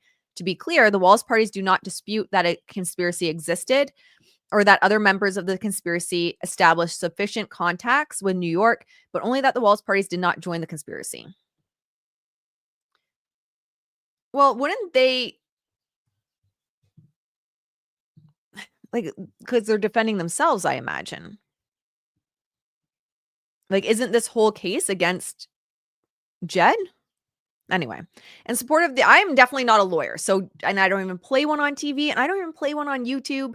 So definitely check out lawyers that know this, but it just seems, again, well, narrative control at the end of the day. In support of that contention, the Wallace parties rely exclusively on the self-serving declaration from Mr. Wallace himself, which asserts in conclusatory fashion that he did not join the conspiracy. Second, the Wallace parties challenged venue in this court and asked to transfer to the Western District of Texas. The Wallace parties are simply incorrect that venue does not lie in this district, an argument that no other defendant has even attempted in the motion for transfer is unpersuasive. Third, the Wallace party's limited arguments about the merits of Miss Lively's claims are unavailing. The Wallace party's only argument against Miss Lively's false light claim is choice of law, namely that New York or Texas law should apply rather than California law, which Miss Lively asserts. But the Wallace parties are wrong. California law applies to Miss Lively's false light complaint, not least because of Mr. Wallace's own sworn admission in this declaration that he understood all of his contact in connection with this case to constitute doing business in California. So background, the Wayfair parties embark on a conspiracy to destroy Miss Lively in retaliation for raising concerns about SH. I genuinely do not believe that Blake Lively can comprehend that the public just doesn't like her. And Ravi on Shasti's channel had also said that he felt it was the public just didn't like her. That it was just like this organic thing. The public didn't like her. And I don't think, and I imagine someone of Blake and Ryan's caliber, even though, we could argue that A-list status. I agree with arguing that A-list status. They're probably in bubbles and, have a lot of yes men around them. I genuinely think that she cannot fathom that the public hates her that much.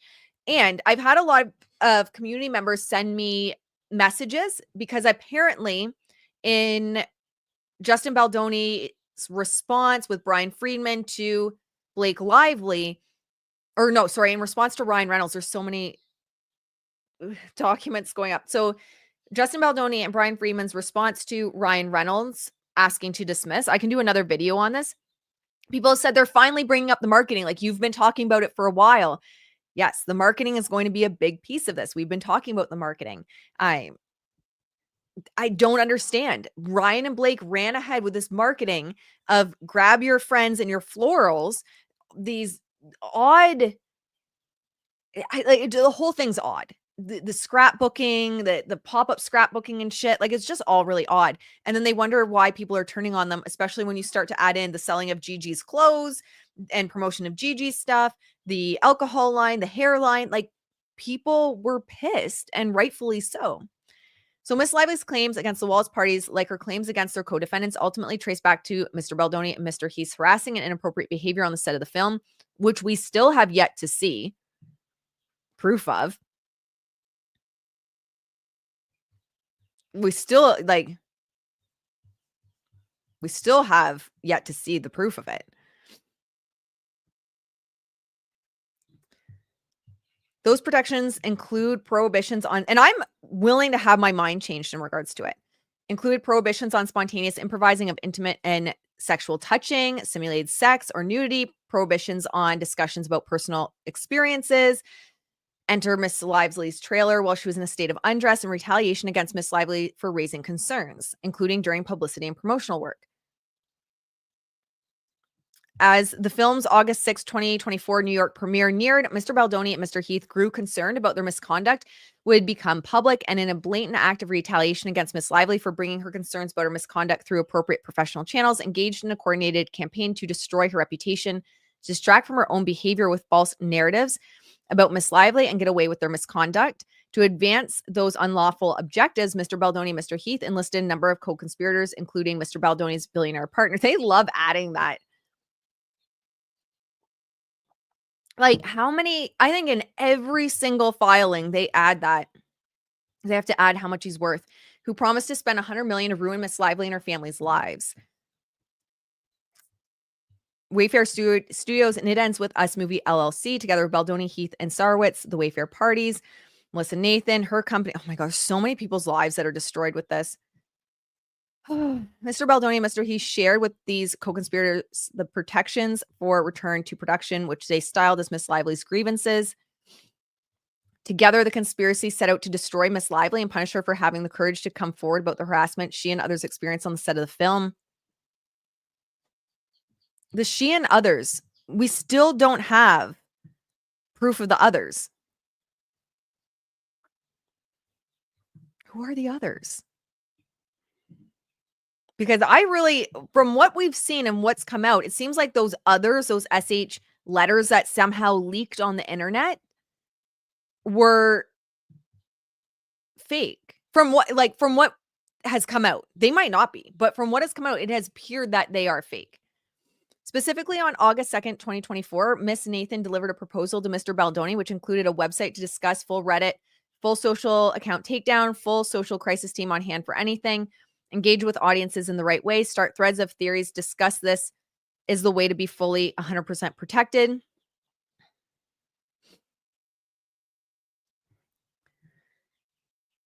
And yeah, I mean, they should be on hand for anything. That's typical crisis PR at the end of the day, which she would have as well. It doesn't mean there's not like anything extra nefarious going on. There could be. Who knows? There might be something and we could all be blindsided at trial. Per Miss Nathan, all of this will be most importantly untraceable. Again, I think that's taken out of context. But in theory, if it works for them, it works for Blake. So in theory, if we're saying that it's untraceable for Justin's side, then in theory, we could argue that also Blake Lively is engaging in things that are untraceable. As Miss Abel described it, the plan was to engage in social media mitigation and proactive fan posting to counter the narrative, as well as social manipulation to get ahead of the narrative. But I think getting ahead of the narrative is just also a typical PR strategy.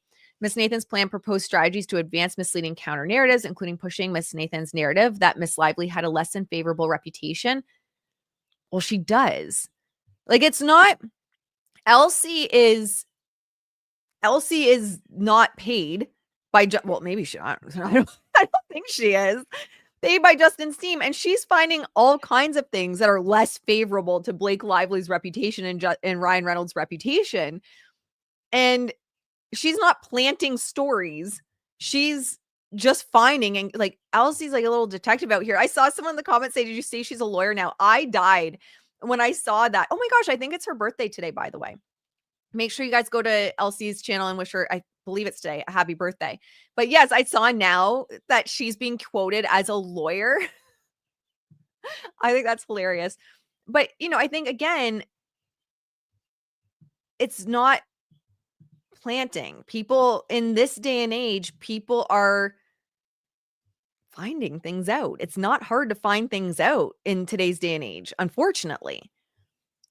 And blaming Miss Lively for production members' jobs losses. Well, Blake has also used in her own words that she has gotten people fired before and turned cast against people before. So, I mean, a lot of this is just Blake's words being used against her by content creators and streamers. Initially, Mr. Baldoni expressed concerns that Tag's written plan was insufficiently aggressive to protect him.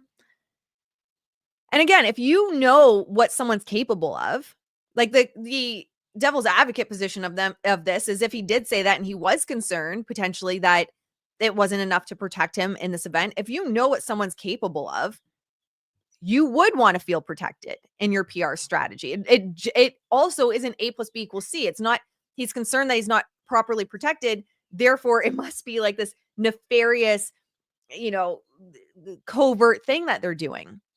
He could also be concerned that their counter, like that reaction to what's coming out is not enough to protect him. And he was right, ultimately, at the end of the day, in the beginning, because I was even pro Blake in the beginning. Writing to Mr. Heath and Miss Abel, he said he was not in love with the documents they sent. Not sure I'm feeling the protection I felt on the call.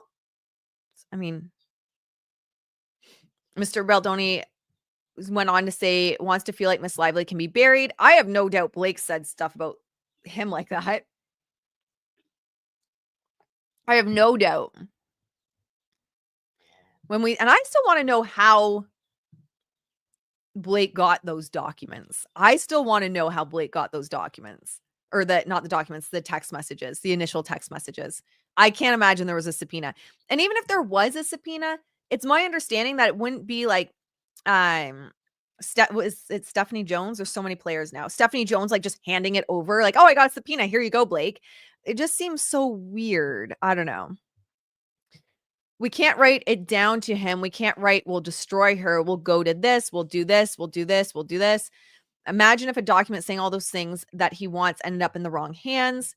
Miss Nathan followed this by assuring Miss Abel, you know, we can bury anyone, but I can't write that to him. And again, like, even if devil's advocate, those were said, at the end of the day, like, I don't doubt that everyone that is having a crisis PR meeting is like, what are you doing for me? How are you protecting me? And I don't doubt Blake and Ryan have also had those conversations.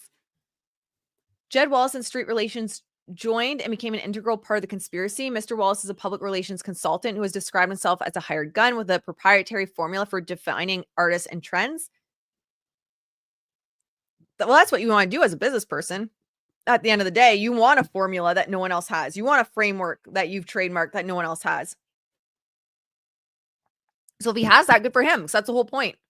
He specializes in executing confidential and untraceable campaigns on social media. I would imagine so does Nick Shapiro. Again, and this is just my only complaint on it, is this is also the kind of thing she's hired people for. So even if we play devil's advocate and say that, yes, he said these things, and yes, this has all happened, and it's in the right context, et cetera, but how do you then turn around and have someone do the exact things you're accusing someone else of and be like, well, it's okay for me, but it's not okay for them? That's where I get lost on this argument. It's not like their hands are clean and they're not doing any PR. In fact, I would say Justin's not doing much in the way of SEO. And you look at his account, or if you look at his name on Google, and that original article of we can smear or we can bury anyone inside a Hollywood smear campaign is still trending on the first page of his name. So, you know, I just find it hard to believe that they're going hard on a hired gun, untraceable campaigns. It would be better than it was. So on social media platforms like TikTok, Instagram, Reddit, and X to shape public perception of his clients and their adversaries, flooding the zone with their manufactured narratives. Well, that's what Nick Shapiro would do too. Mr. Wallace does all of this through his company Street Relations, which describes itself as a crisis mitigation firm that helps its clients navigate threats and maintains a roster of high profile and high net worth clients. One of the ways that Street Relations serves those clients is by subcontracting with other firms to perform untraceable assignments as part of an offensive social combat strategy. Mr. Wallace has a close relationship to defendant's counsel Brian Freeman prior to the litigation, and Miss Nathan's words are very close, and had also worked with Tag and Miss Nathan before. We're not going to read everything.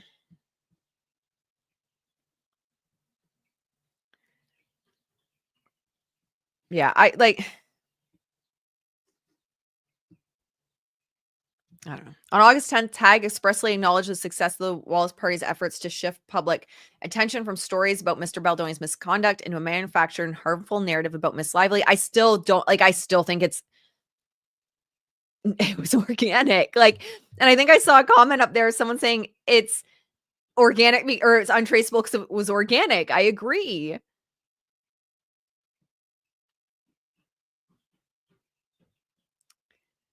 I also agree that people could be planted for sure. Bracing for discovery, you and me both. Yes, there's definitely journalists that could be planted. Social media influencers paid off. All of that. It's stay sharp. It's not that we live in a state of where we're constantly afraid of everyone and thinking everyone has a hidden agenda, but it's just staying sharp, right? That's all it's about. Miss Nathan later bragged that this went so well it was genius. Over the days that follow, Mr. Wallace and Street Relations led a digital team that worked with Miss Nathan, Miss Abel, and Tag to further implement their social manipulation strategy. Again, I would love to see the text messages from Blake. Legit bracing for discovery. You're in a crisis PR situation. Again, yeah.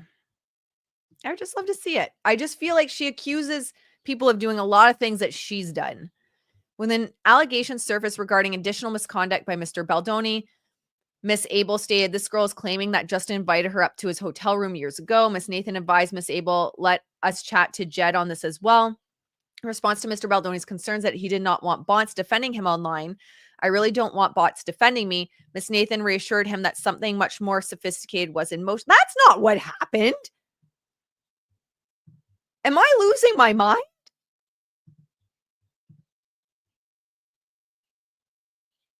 I feel like that's not the sequence of events. I feel like they're twisting what Justin said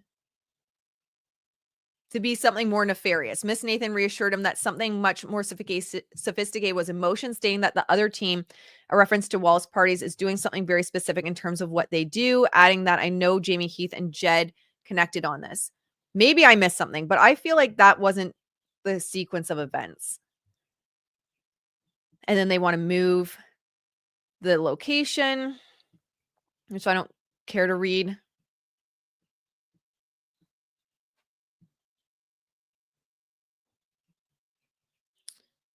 What do you guys think about this? Yeah, we're not going to read all of that. All right, what do you guys think? Let me know. I want to hear what you guys have to say. We don't need to read through all the jurisdiction stuff. Like, my whole thing is, if she's saying Justin can do it, then it means she can do it too. And if it's untraceable for Justin, then that means she can do things as well that are untraceable, which proves my point that hiring someone like Nick Shapiro would be exactly to do stuff like this. Blake and Ryan are going to lose badly. That didn't happen. Blake lives in such a made up land. And that's the interesting thing for me, is looking through what she says, and the timeline of events that she's proposing doesn't fit with the timeline of events that Justin posted. Now, could he be like, to play devil's advocate, could he be curating things and leaving things out? I suppose he could, but it just seems like they've been more forthcoming. And that's the problem. When you keep getting caught hiding the ball and making things up and being disingenuous like Blake has, it's like the boy that cried wolf. People are not going to believe you.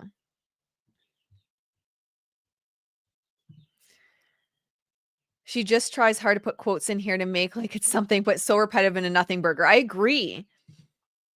And the quotes are weird, right? Like, she did that on another legal I can't remember which one it was, where she just kept putting quotes from people, like these sources or these women that were impacted on the set. And instead of providing the text messages and the whole text message chain to show improve, or all the emails showing improving, it was like, trust me, this happened, and just putting in quotes.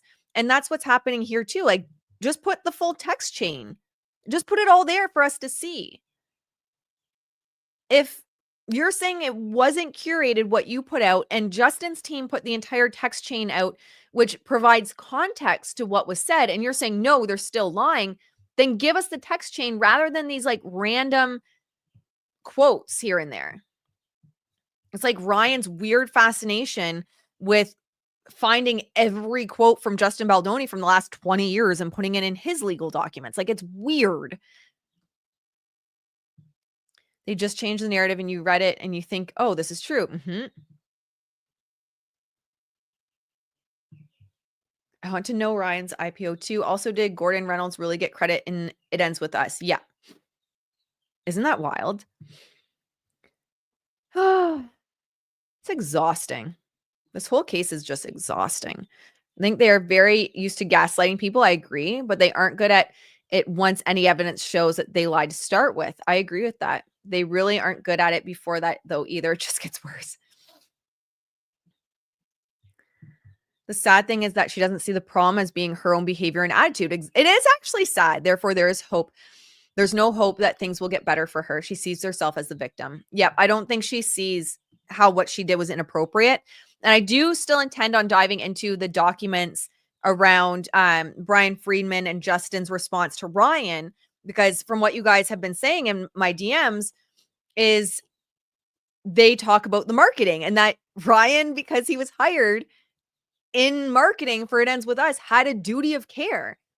Like, And he breached that. And so we're going to get into that as well. Probably not today, maybe tomorrow. I'd like to get outside. It's a pretty nice day here in Ontario, so I want to get outside this afternoon. But we're going to discuss that because that's something I've said in regards to the marketing. I think the marketing is a big piece of it. And he was trying to blame Justin for the marketing going wrong.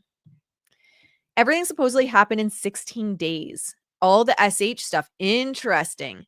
After that, Blake said everything was great, but that's because she was running the show by that point. Good point.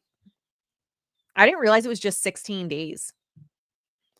The timeline that JB has can be traced online. That's awesome. That is really good for him. Gordon Reynolds is credited on IMDb. Does Gordon Reynolds really have an... Oh my God. That's wild. I think Blake and Ryan are not that stupid to think they're victims when the whole galaxy hates them. This is about saving Max money from their sinking ship. That's true too. I can respect that perspective. Absolutely. I can respect that perspective. And it's a good point. She might be. Ryan's probably not. It'll be interesting to see how I really don't believe Ryan's going to be massively impacted by this. I just don't believe it. And it'll be interesting to see how this plays out for them in the relationship long term. How does someone not real get credit? That is a very valid question. Anyone who hires Ryan's marketing company is guaranteed that Blake and Ryan will plug their own products within their marketing plan. It's a big hit on maximum effort, or whatever it's called. All 4 of their kids are credited on IMDb. Parade ends with us. That's wild. It's like Justin removed from it. Poor Justin. I feel so bad for him. Now I want to see this.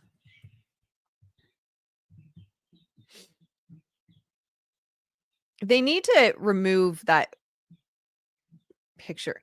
And I love how let me just share. And then I'm going to let you guys go because we've been here for a long time. In the trailer for it as well. Will it let me reverse?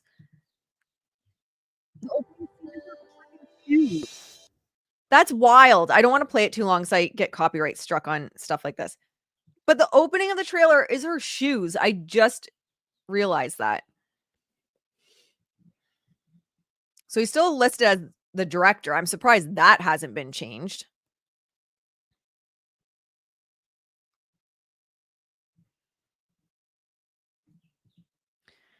And then the cast. So she goes first, which, I mean, I guess she is, you could argue the bigger name. Emily's the doctor. I'm surprised that didn't get brought into the lawsuit as something nefarious. I hate the movie poster for this. All right, let's see. Rest of cast listed alphabetically. I'm not seeing. There might be another list somewhere, but I'm just genuinely shocked that they left poor Justin as the director on this. I don't know. And it just blows my mind that the opening scene is her shoes as well. It's so inappropriate on a movie about DV. I genuinely don't think I don't know. There's a piece of me that wonders if her edit of the film was intentionally made to make it more of like a romance rather than who's listed as editor. Let me see.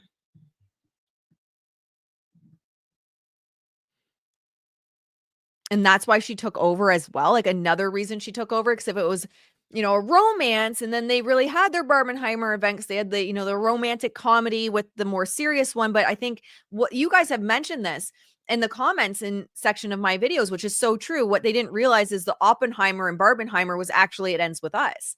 And you guys are right. You guys are so smart. All right. Let's see if I can get...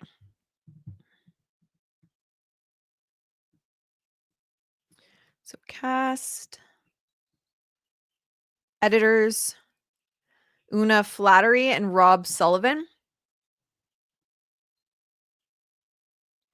Cinematographer, Barry Peterson.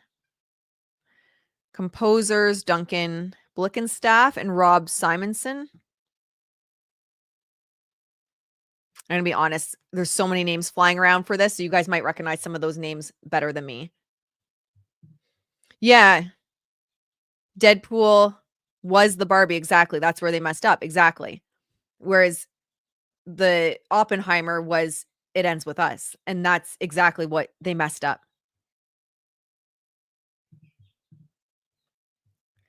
Normal brains hate tone issues.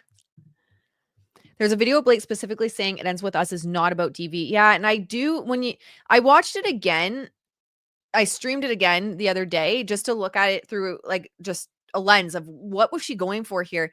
And I genuinely think the cut of her film was to try and distance itself as much as possible from the DV. There's some things she couldn't get away from with the edit, but it just felt, when you rewatch it, it just feels as if she's like trying to distance as much as possible from it. An early text to Justin about her weight indicates Lively talking about the importance of aesthetics, weight, loud, and commercial appeal. She had this in mind from the start. Yep, absolutely. I watched the movie after all this. First of all, Justin made me swoon. He's so good in it. All right, my friends, I think that's all I have for you guys today. Well, it is all. It's 2 hours later, much longer than I thought. It was so nice hanging out with you guys. I am going to look at the response from Justin and Brian and try to put something together in regards to the marketing and maximum effort. I think that's such a big piece of all of this, is trying to salvage maximum effort, because they do have Hollywood North being developed, and not just Hollywood North, but again, he inked that deal with, was it Disney? Inked that deal, which I think's been in the works for a long time. I genuinely think that's been in the works for so long because of Hollywood North that he wants to build in Ontario. And they deliberately released it late on a Thursday to kind of like fly under the radar a little bit. However, that is all I have for you guys. His on-screen charm is crazy. I agree. You're welcome, my friends. It was so nice to hang out with you guys today. If I have time later this afternoon, I'll get a short video out over that. But 20th century, that's what it was. I couldn't remember off the top of my head. 20th century. And I agree. I think this has been a long time coming. So they had to get the news out. They had to get it out. So they did it late Thursday, going into Friday. That's usually when you watch, just start to pay attention to what's dropped on like a Friday, because usually that's information that people don't really want you to see or pay attention to, because it's the weekend. You're so excited for the weekend, right? You're just like, think I made it to the weekend. Finally made it. Who cares about what's going on Google? So you ignore it, and then people don't notice it. So that's why you're going to see those info dumps later in the week. But anyway, guys, so nice to have you guys here, and I'll see you in the next one. Bye, guys.